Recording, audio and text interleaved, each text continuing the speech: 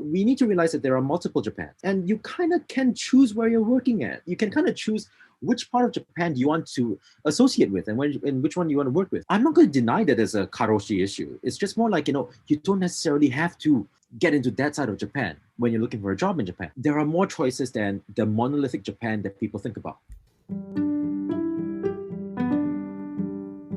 こんにちは皆さん。ビジネスサクセス Japan のポッドキャストへようこそ。Hello everyone and welcome to the Business Success Japan podcast. This is your host, Lydia Buchelman. This podcast is for individuals who want to develop and strengthen the communication skills and mindsets that are essential for a Japanese business environment. The helpful, practical suggestions and engaging insights offered here provide listeners with the in-depth cultural context needed to achieve their own version of success while collaborating with Japanese counterparts. In today's episode, I'm sharing a conversation with Austin Zeng, a native of Singapore who first came to Japan on the MEXT scholarship and is now actively involved in the startup space there. He's a developer, translator and interpreter, blogger, and even participates in a Japanese think tank.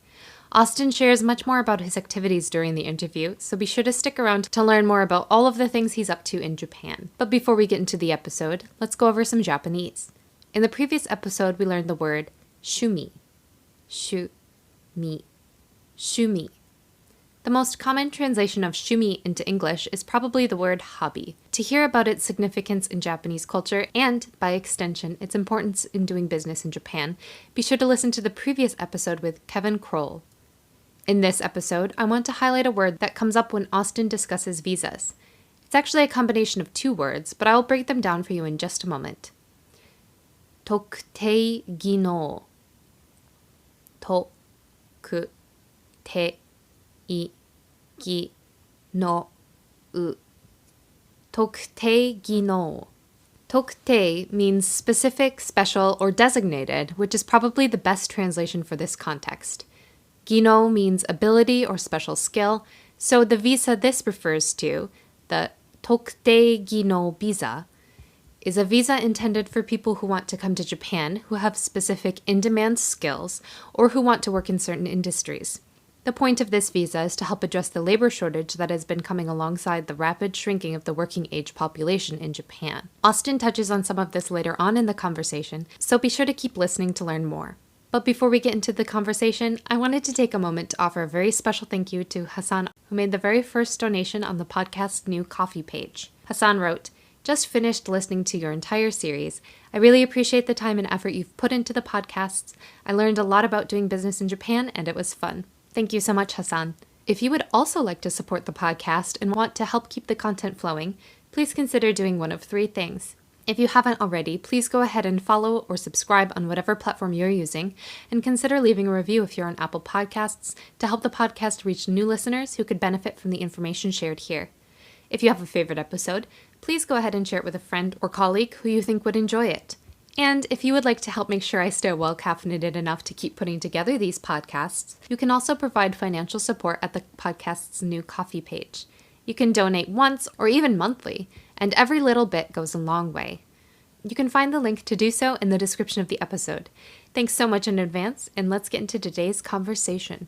So would you mind just taking a second to quickly tell us a little bit about who you are?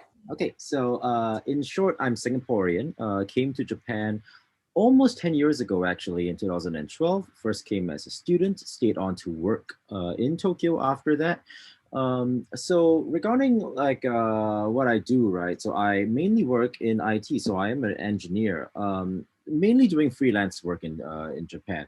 Though I also wear many hats. So the thing is, aside from just being an engineer, I also do translation and interpretation work sometimes. Part of what I do is also centered around the theme of foreigners in Japan. So you're looking at research surveys about the issues that foreigners face when they're looking for jobs in Japan. I do this under a Japanese government think tank. I also run the MEXT Scholars Association, which is the association for recipients and graduates of the MEXT government scholarship provided by the Japanese Education Ministry. Yeah, so it sounds like you're more than a little bit busy. So could you tell us a little bit about what it's like to work as a freelancer in Japan? I mean, To be honest, like freelancing in Japan in tech right now isn't exactly very. It's not hard to find work because like everywhere in the world, like there is a shortage of technical talents here. So people look for someone to fix their website, and I go in and I fix the website and I get money for it. They're very simple, yeah. But one thing to note, I think that may be interesting for your audience is that unlike many other countries' visa regimes, the Japanese work visa, the most common work visa that people are on in Japan, does not actually care whether you are in Japan as a full-timer, as a part-timer, or as a contract employee. There's a whole long story behind it. But so actually, in Japan, you actually can get like a work visa as a freelancer. And for me, I do belong to one company, which is my main work. But the thing is that my visa does not restrict me to only have income from that company, which is why, like, I do multiple things at the same time. Right. I know that sometimes the contract that you get from your company tries to maintain some amount of exclusivity, but your actual visa, depending on the type of visa, we can get into that later too if we have time. But that is much less restrictive in terms of what you're actually able to do for work, which is nice. So going back to what you were saying before about working with foreign students or dealing with issues surrounding foreign students in Japan, is there anything that you can tell us about that experience for students? So regarding the theme of foreign students in Japan, right? I guess I can talk about a few things. So I was the vice president of the Singaporean Student Association in Japan. But that's not that big as an organization, to be honest. But that was when I was a student. Right now, I guess there are two fronts that I work on regarding foreign students and foreigners in Japan as a whole. One is from an academic point of view. That is the academic research that I've been doing. This is published on the Japanese think tank's website. So the thing is, I do research, surveys of asking people what are the difficulties that they face in Japan, like getting a job in Japan. What are the benefits? What are the motivations for actually coming to Japan to work in the first place? If they are a student, how strongly do they prefer working in Japan rather than going home and things like that?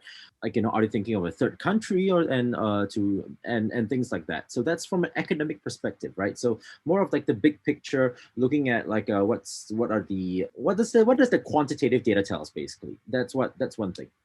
The second thing that I do is more on the ground though, and that's where I am actually leading the MEXT Scholars Association, especially for projects regarding career development. So this is where I am giving lectures, sometimes university students, sometimes to scholarship groups and stuff like that, about how people can plan for their careers in Japan. What are the common pitfalls that people face when they are trying to look for a job in Japan? What are the shortcuts sometimes, regarding how to find a job in Japan? So that's more on the ground. And yeah, that's basically the two angles that I approach things, approach this theme about foreigners in Japan from. You mentioned that you're working at a Japanese government think tank, but the research you do, what are some of the issues that have been raised, and are there any things that the Japanese government is currently doing or planning to make policy about in order to address some of those issues? Okay. A political question. So I need to watch how I answer. But no. I think that this is pretty much public information and it's all well known. Anyway, just to clarify, I am a project member of a research group in the think tank. The think tank is, of course, it produces policy papers, it produces suggestions, it produces surveys and research papers. How much all this really goes into policy formation, that's a whole other topic. So yeah, but let's talk about how the Japanese government is actually approaching the issue of foreigners working in Japan. So for the background, we all know that Japan is pretty much the first developed country that is facing a population crunch. So the population of Japan decreases by 350,000 around there, every year. And not just the absolute decreases, but of course the proportion of working adults versus the dependent ages is definitely decreasing, which means that Japan needs labor. Now, Japan as a whole, however, has been in the past 10 years has been looking at trying to activate new sectors of labor. So you're looking at like increasing the female employment rate. They're looking at like, of course, increasing the foreign, like, like the number of foreigners working in Japan. And on that point of regarding the foreigners in Japan, we have a few examples of Japanese government policies, new visa classes that have been implemented in the past 10 years to try to increase the number of this. The highly skilled visa is one of these examples. Another example is reforming and de facto trying to replace the internship system with a different visa class. Actually, it's not de facto replacing. They're like the opening of a new visa class which is the toku te. I'm not sure what the English translation for that is, but yes, anyway, new visa classes from a legal perspective. From the foreign student point of view, in the past 10 years, the Japanese government has been trying to push universities to increase English courses in universities. The issue, however, is that many of these don't really have enough career support for the entrance, and therefore many of the people who enter these courses don't really get into don't really find jobs in Japan, even if they want to. So increasingly, there is more knowledge and a recognition from the Japanese government that instead of just bringing foreigners into Japan, foreign students into Japan, you kind of need to provide them with the tools for them to transition into the workforce. And the Japanese Education Ministry has, I think, a project group regarding this. Like they're trying to increase, career counseling for foreigners. The Welfare Ministry, through Hello Work, actually is trying to do something along the same lines. The Economy Ministry, MEXT, is also trying to do something similar.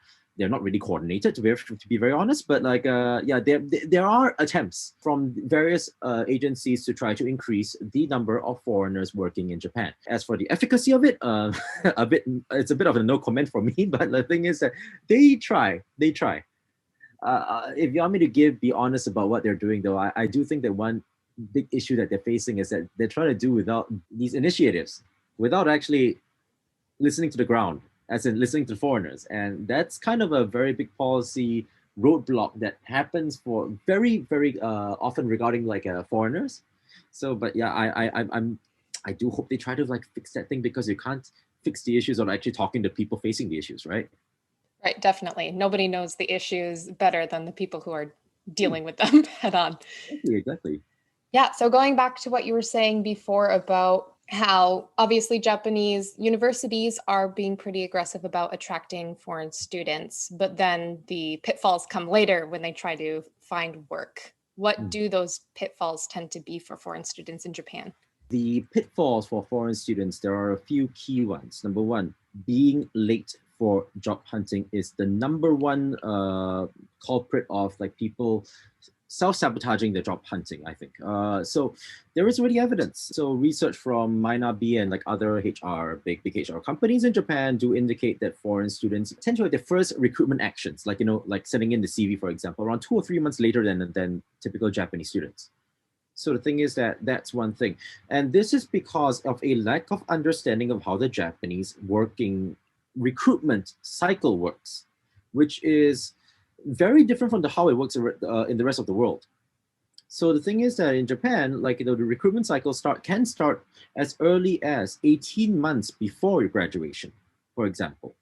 And that's if you're looking for particularly big international companies. But yes, this kind of thing happens. So, and many international students will come into Japan and they study. Nobody tells them this.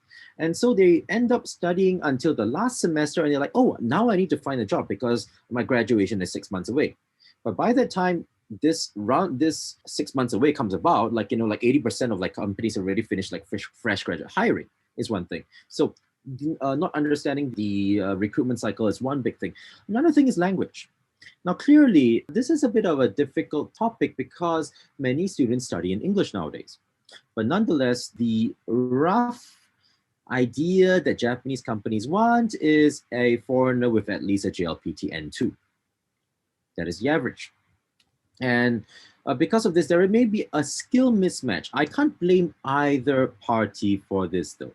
Because on the other hand, on one hand, can you really blame the Japanese company for wanting somebody who speaks Japanese when the majority of their workforce is going to be Japanese people who don't necessarily speak very good English? But on the other hand, there is ample criticism, which I also agree with, that do you really need somebody with an N2 when, for example, you're going to try to place the person in like, for example, an overseas sales job? Or can the person not learn on the fly? For example, because the N2 and the N1 are rather artificial measures of Japanese, which are more towards academic Japanese and business Japanese anyway. So yeah, there's these criticisms. Time, I guess the schedule, then after that, there's the skill mismatch is another thing. Also, there's a deeper point though. We have lots of students in Japan who speak like, near native Japanese. They also have lots of trouble trying to find a job. And for me, it's because they have gotten too deep into the Japanese game. Let's put it this way. So when there's a very strange situation where the more Japanese you learn, the more you talk to your Japanese friends, they say, oh, you need to go for this setsumekai, job fair. They need to do this, you need to do that, you need to do this. But they try to do the same thing. And even with the exact same qualifications, the exact same universities, right, their success rate is much lower than the Japanese person.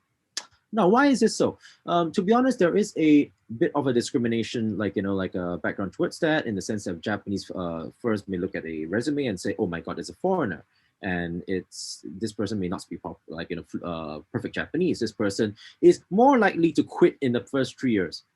There's a long story about that as well, and things like that. So there is that factor. But for me, I'm like, you kind of need to choose companies when you're applying to based on your strengths as a foreigner in Japan as well. So many people may end up looking for jobs in all the companies that the Japanese students also look for. But if the company doesn't have an international element, being a foreign student is a minus. If the company, however, has an international element, looking specifically for these companies and then applying and making it very clear that you are effective bilingual can actually be a plus and increase your chances above what a typical Japanese graduate will be. So then in this sense, kind of linked to the mismatch of skills just that I mentioned just now, I think many foreign students haven't really articulated their own value in the job market, and therefore they aren't necessarily making the correct choices or places to apply when they're actually looking for a job. And this leads to lots of lost time and lots of frustration. Nobody likes shukatsu. Everybody hates shukatsu, so yes. Everybody hates shukatsu, but shukatsu is the key, definitely. I mean, like this also, the funny thing is, I never did a single day of shukatsu. It's funny because I talk so much about it and I know a lot about it, but I myself have not done it before. But that's because I got my first job through connections and then long-term internship. So there are actually back doors and back doors, side doors, and not many people know about these.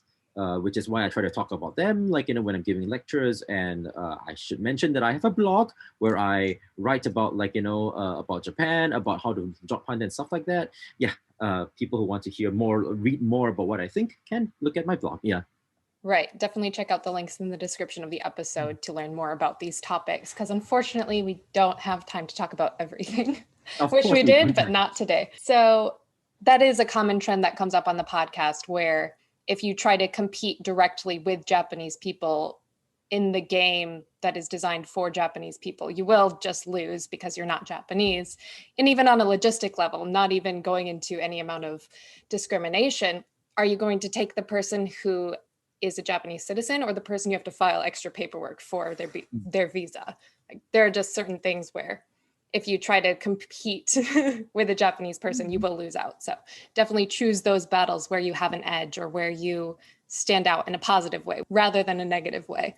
Definitely. So then moving on a little bit, I would just love to hear a little bit more about the MEXT scholarship specifically, both on a personal level and because it can be a little bit hard to get clear information about it online, because so many things kind of have similar names and they don't always make the most sense how they're different. So would you mind explaining that a little bit for us?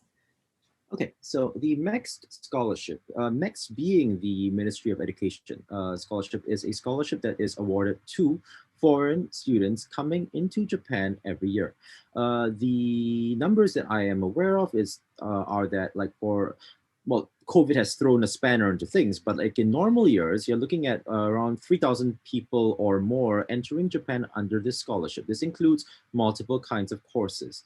The biggest bulk of these scholarship recipients are graduate students. So you're looking at master's and above students. There is an undergraduate course. I graduated from the undergraduate course. There is a specialist schools course. There is also a College of Technology courses. So I think there are 5 or 6 different routes. But yeah, in short, that really is a scholarship. This is a scholarship that waives your tuition fees. It also gives you a monthly stipend to live on, which usually is enough. And there is no obligation to stay in Japan like after you finish the scholarship. So actually, it's a very attractive scholarship based on its terms, freedom, and it's kind of like full board as well. Of course, not necessarily depending on your circumstances, but yeah, I definitely am very thankful that I came on Japanese taxpayer money, so I'm paying taxes right now, so I'm trying to give back. Yeah. Are there any common misconceptions that you hear from people about the MEXT scholarship? Anything you might want to call out while people are thinking about it? I think that firstly, not enough people know about the MEXT scholarship. So that's the first thing. People, and part of that is because Japan doesn't really know how to publicize itself very well in multiple aspects, including this. The second thing is that common misconceptions. I can't really think of common misconceptions because there's so little information online that, as you mentioned just now, that there's not much debate to get common misconceptions about of it. It's like everybody's just a bit confused when you're applying for it. But yeah, I mean, do you have any things that you want to check with me regarding this scholarship? No, it's just interesting because everybody I talk to seems to think about it differently. I did a little bit more heavy duty research into it because I was thinking about applying to it. But some people think for some reason that the graduate version has been canceled and now there's only the undergraduate version. Like there just seems to be a lot of misinformation about the scholarship itself. There's lots of actually, because I myself don't necessarily fully understand a scholarship because it does change from year to year, so what those people may be referring to is whether some courses may be eligible for a MEXT scholarship grants to some students.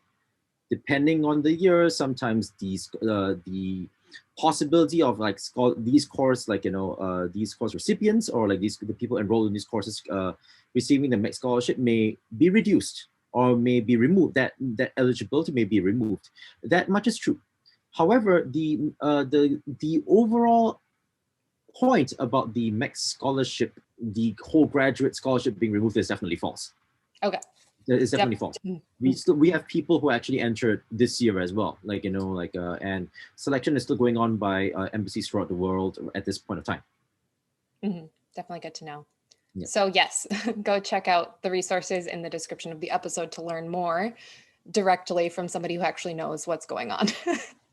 Because I don't know about the MEXT scholarship on my blog though, but maybe lots of I guess there's going to be a link to the association, I guess, assuming as well. So maybe from there you can get more information. But just one very important thing to note: if you are thinking of getting trying to apply for the MEXT scholarship, the easiest way for you to get authoritative information, contact your country's Japanese embassy, because they are the people who are aware when the applications are open, how to apply, what documents are needed, and things like that. Please contact them. They are the people who can answer your questions the best. Definitely. Though, from what I learned in my own research, it is possible to apply to the MEXT scholarship directly from the university that you want to attend, correct? Yes, but you're not exactly the person who applies for the scholarship. You apply for enrollment into the university in a certain course. The university has the capability of recommending a certain number of their accepted candidates for the MEXT scholarship. MEXT then, but this is automatic. So the thing is, it's not even your application. And so if you get the scholarship based on those terms, then you get the scholarship, but it's not something that you yourself apply for. And there is a website that I was using during my own research into the scholarship. I can't remember the name off the top of my head, but check out the links in the description. I'll be sure to include it down there for people who are interested. So what is it like for foreign students who want to work while they're studying in Japan? What is it like? It's quite a big question, so let me try to chop it down. There's a few ways to approach a question. Number one is, what kind of work are you likely to do? Yeah. What kind of work are you likely to do? The most common things are delivering Uber Eats, working at the convenience store, and things like that, which is perfectly normal and respectable. Yeah, and you can actually get quite a bit of money from it. Like minimum wage in Japan in Tokyo has right now has crossed 1,000 yen. So the thing is that it does pile up. Like even if you work even let's say 10 hours a week, right? Like, well, I guess it's not that much, but the thing is that when you're studying, and like, that amount is really quite a lot, right? Like, so that's one thing. However, one point that I want to state here is that what's increasingly become a trend is for foreign students to get paid internships and basically work in these internships pretty much like a part-timer. So it's pretty much go to a startup, get 1,000 yen or 1,100 yen, an hour, and you just go there and you do their intern work. Sometimes it's sexy, sometimes it's very not sexy. But the thing is that, yeah, that this is one way that people not just get some, pocket money, but it's also a way of them understanding how the working world works. Which is very important because unfortunately, education in Japan often really doesn't have that real world element. Right now, the proportion of universities in Japan which actually give credits for internships, for example, it's far in the minority and things like that. And I will also say that many foreign students, when they are looking for the jobs, the biggest thing one of the biggest worries is, can I fit into Japanese working society? We all understand this, this kind of what do you call it, these kind of worries, intimately, because we were all there. But my response to that is the easiest way for you to find out whether you fit into Japanese society, working society, is for you to experience it. So therefore, when you're a student, go to part-time work, internet startups, whatever, so that you yourself can understand how you can be placed and how you can contribute into Japanese society is what I'd say. Does that answer your question? Yeah, no, definitely it does. Yeah. And you brought up the issue of internships in Japan. And I just want to bring up something that kind of makes its rounds every once in a while on the internet, which is the concept of people paying to have internships in Japan. If that's something that you're familiar with, would you mind breaking that down a little bit for my listeners? Oh, there's so much to break down about the word internships in Japan. So the thing is that when you're looking at a company, when you're looking for paying to have an internship in Japan, this means something a bit different. For some, this refers to programs where a company takes care of finding a workplace for you, and then your lodge and whatsoever, and for a certain period of time in Japan. This is pretty much what happens when you are trying to look for an internship in Japan from overseas. Yeah. Now this is not something that I'm that familiar with, but I know it exists. Now, if you're in Japan already, I have never heard of somebody paying to participate in an internship from within Japan. I have never heard of it. In Japan, there are some, for example, university summer programs which have an internship element. That's a bit different, yeah. But in Japan, internships are I've never heard of people paying for them. If it's the long-term internship that I'm talking about, that I've talked about just now, it functions pretty much like a part-time job. But one unique thing about Japan is there are so-called 1 day, 2 day, 3 day, 5 day internships. Very mysterious concept for many of us. But basically, it's pretty much a company PR branding exercise and a job exposure kind of safari where you go in and in a weekend you go look around how this concrete jungle works, and that's pretty much it. Yeah. Even then you don't pay. But selection can be kind of difficult depending on the company that you're aiming for. So yeah. So how do those 1 to 5 day internships even work in Japan? How much can you actually learn going in to have a quote unquote internship for just a few days? It's quite theoretical. I mean, so we need to understand why this happens in the first place. Why do companies actually do these internships in the first place? To make a long story short, it's because they cannot, due to their need to respect a certain recruitment calendar, they cannot do early recruitment. But they are trying to do PR towards candidates at an early stage so that they lock in their impressions, in the summer of their third undergraduate year, usually it's then. So companies give you this internship for you to actually come in and then get all the smiley faces, look at this, we're such a friendly company, and we have global operations, and you can talk to us, and then we'll treat you with we give you snacks, we give you food, we give you a nomikai at the end of things. It's pretty much a branding exercise.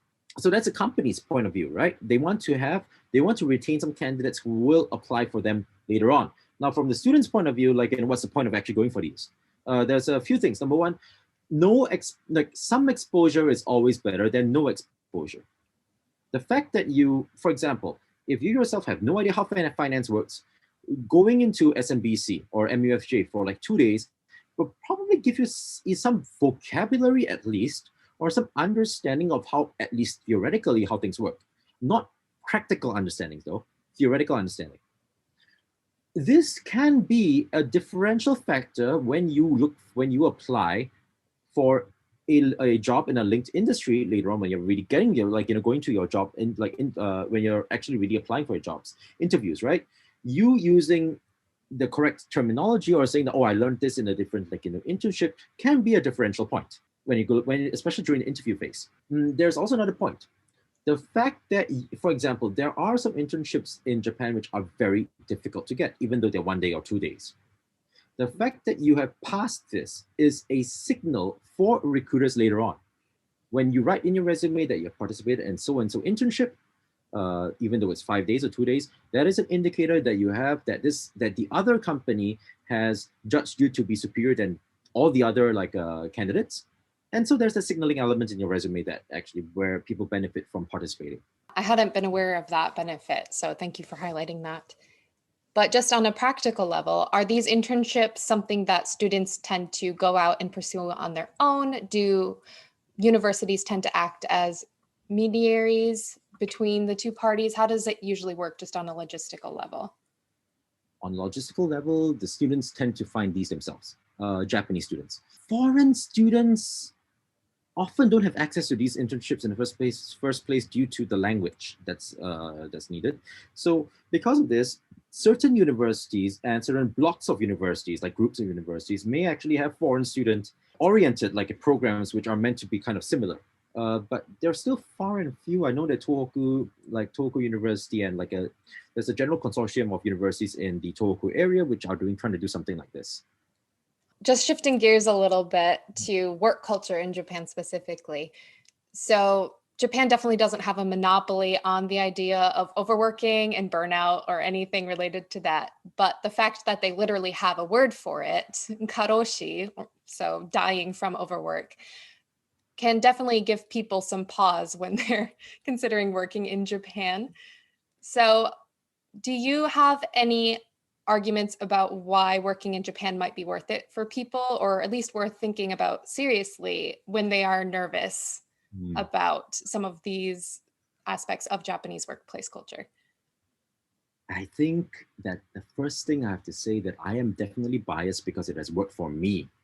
Yeah, So, and I think many of people on your podcast will definitely have the bias because it's worked for all of us, you know what I mean? Like the working in Japan. But okay, karoshi, and we all have this image of Japan being a very hierarchical structure and hierarchical work structure, sexist, having a very sexist work culture as well, which all of this is true. There is no smoke without a fire. And my view is, however, that for both people outside of Japan and inside Japan, we need to realize that there are multiple Japans. There is no one Japan. There is the old Japan of the 1970s. There is also the new Japan of the 2020s, yes. And you kind of can choose where you're working at. You can kind of choose which part of Japan do you want to associate with and which one you want to work with. The fact that I, as a foreigner, can do multiple jobs and basically what they call it, hustle in Japan, is because I choose to be inside the more startup world within Japan. And that has worked for me. So I'm not going to deny that there's a karoshi issue. It's just more you don't necessarily have to get into that side of Japan when you're looking for a job in Japan. Now, we can talk about how do you tell them, but that's a whole other story. So yeah, for me, I just want to say that there is no smoke without fire. So you kind of have to go in with your eyes open. But there are more choices than the monolithic Japan that people think about. That's a great way to frame it. You get to choose which Japan you participate in. You might accidentally end up in a situation that doesn't work so well for you, but luckily nowadays moving around has become more acceptable as well. So you mentioned that you've kind of moved into more of the startup world in Japan. Could you share a little bit about some of your experiences there? Ah, the startup world in Japan. Now, I'm sure that there are more speakers around who can talk about the startup world, like in like Tokyo startup versus like Silicon Valley and stuff like that. That's not really my main like focus. But startup world in Japan is much more dynamic. It's much more dynamic as an individual worker, because the thing is that like people doing multiple jobs, having a side side hustle. This is quite common. Also, is the fact that the startup world in Japan is more foreign friendly, not just for engineers. Many of these startups are also looking towards international expansion. Or even if you are not a technical person, people need bilinguals, for example, to bridge the gap with foreign engineers and things like that. So, which is why actually there are lots of foreigners who actually gravitate towards the startup, the startup sphere, even if it's not their first job. Many people will end up in it for the second and the third. So I like it. It keeps me not just like hustling and busy, but also one thing I'd say, because of how the startup world is more linked than other sectors to the outside world, outside of Japan, right? In Japan, sometimes you deal with outdated stuff by certain, like, I mean, you know what I'm talking about, right? So the thing is that you get that much less here in the startup world, because you kind of, the whole ecosystem is kind of forced to be like current, even though there is a time lag due to translation and stuff like that. But the thing is that at least I don't feel like I'm getting outdated by being in the startup scene. If I was in other sectors, no names to be named, but the thing is, I would probably feel that, and feel like that my own career is in danger. Right, you're less likely to get caught up wrestling a fax machine if you're working to start up. Oh my God, yes. That's great to know. Again, Japan and working in Japan is not a monolith. So, do you have any personal examples of a communication breakdown that you've experienced in Japan that you think is more due to differences in culture than anything else? There have been breakdowns so far that in my work, I mean, maybe it's because I just forget about them and I Block them out of your mind. Yeah, it may really be that. I mean, I can't exactly remember. More of small friction than breakdowns. And this, like, the kind of small friction you're looking at is Japan being a high context culture, right? Sometimes you are second guessing the other person, and you are not sure whether your second guess is correct, or whether they're trying to hint at something at you, or whether they're not trying to hint something at you, that kind of stuff, like that happens all the time. And then sometimes you have to like put in your feelers to actually have to try to ask somebody else who's in the know, to ask whether they actually are okay with it, and stuff like that. I will have to say though, I mean, one reason why I guess I can't really think of like a big like a big issue where the asterisk has hit the fan is maybe it's because I'm in the startup scene. Things work much more chop like this because we don't have that much time to play around. Yeah, I can't really think of anything like in terms of like a big breakdown in terms of like the communications. There have been frustrations though, because of slow replies, for example. There is that, as I mentioned before, there's a friction where you don't really know whether the other person actually means something else rather than what they say. So far, it hasn't really like crashed and burned that badly for me though. Okay, that's good to hear. But yeah, not being able to know for sure what the other person actually means and not wondering if you're just reading too much into that, I can see how that would be exhausting at times, to say the least. Oh yeah. Because you don't want to be totally KY, but you also don't want to assume things that aren't even there. I think, you see, that's one of the traps, that for foreigners working in Japan. Sometimes you're like, it's really this, is it you or is it me issue? And nobody's going to give you an answer. But sooner or later, you start to see which of your fears are ghosts, which of them are not ghosts. Or even if they're ghosts, right, you just, especially when you're doing business, sometimes you just don't have the time for this. You just shoot. And if the person reacts badly, then there's other clients around. So I think in the end it ends up being like a question of choosing your battles. We don't really have the time to deeply ponder over every colleague interaction that we have every day. We don't. But if it's something that really regards, for example, a big deal or something, and then we have to put more time and put more feelers here and there out there. Yeah. Definitely. I noticed this just for Americans going to Japan, but it seems like on average, people who go to Japan tend to be a little bit more perfectionistic, and they can try to apply that to quote unquote trying to master Japanese culture, but going into it with more of a mindset of just figuring things out as you go is probably a healthier way of approaching moving into Japan. Oh, wow. Like the integration thing, right? Mm-hmm. You see, this kind of goes back to my first point about like finding your own value in Japan, right? Like integration is good. Like, integration is fine. Integration is important. You cannot form a proper response to what you do not understand. That is the base of all intercultural communication, because you may be thinking of something, but the other person doesn't perceive it that way, right? But it just because once you get to that comprehension stage, right, it doesn't mean that you have to give a Japanese answer. I am firmly of the view that foreigners best contribute to Japan and best develop their own careers when they understand Japanese culture well, but also formulate their own responses to that based on their backgrounds and what they can deliver. So, being perfectionist in a very Japanese way, for me, is kind of taking away your own benefits and what you can contribute to Japan. I'm more like be a foreigner in Japan and contribute like to Japan. Well, I mean, with the population, I can't say that. Well, Japan does need more Japanese, but like we Japan also needs foreigners who are foreigners, right? Exactly. Instead of trying to become someone you're not, try to lean into what you uniquely bring to the table. So, if you were speaking with somebody who was thinking about going to Japan for business specifically, and you really only had time to tell them one thing about the country or its culture ahead of time, or one thing that they should prepare ahead of time, what would that be, in your opinion? I'm not sure whether this will contradict what I've said before. My view is, however, that Japan isn't that mysterious in the end. People like to think of Japan as this, oh, there's sumo, there's samurai, and there's geisha walking in the streets and stuff like that. There's that exotic Japan that Japan itself benefits from tourism, right? But when you look at things deeply, right, humans are human. There are parallels of Japanese culture in cultures throughout the whole world. When we talk about kuki or yomu, for example, like reading the air and reading the context, that is pretty much the same thing as what we call in English taking a hint.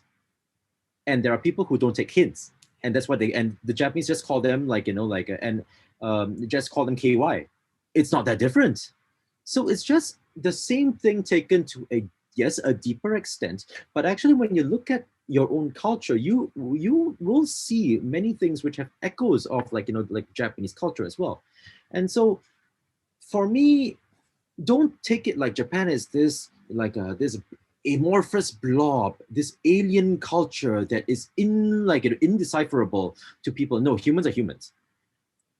Use the commonalities to understand Japan, and that actually is a much more humanizing way to treat Japan rather than this this strange blob.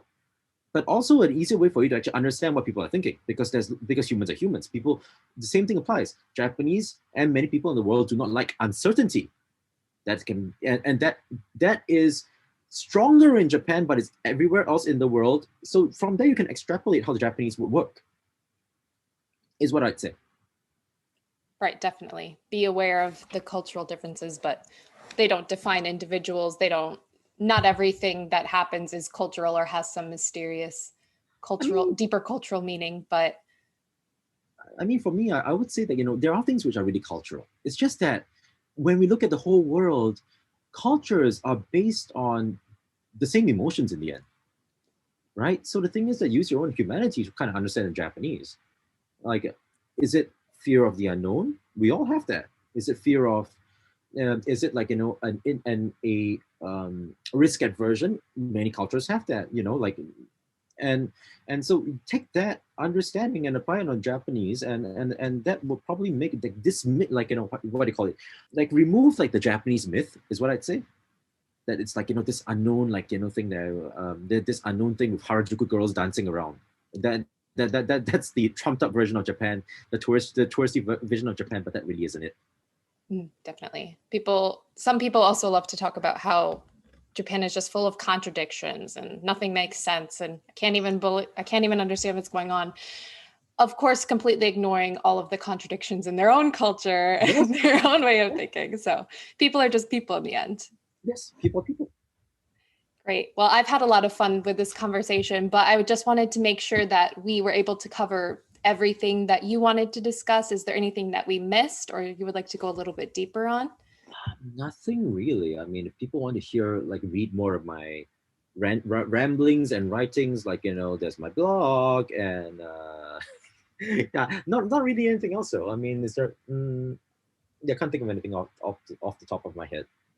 All right, well, perfect. So be sure to check out all of that information in the description of the episode. And thank you so much for your time today. Not at all. Glad to be on.